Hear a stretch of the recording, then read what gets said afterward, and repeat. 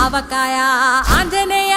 కథ మొదలెట్టినాడు చూడారయ్యా శక్తినంతా చూడగట్టి చెట్టు దులిపినాడు అంజయ్య ఎర్ర ఛాయ కోతి అవతార వెంటమాయ కత్తి సేత పట్టకుండా కాయ కోసినాడు కపిలయ్య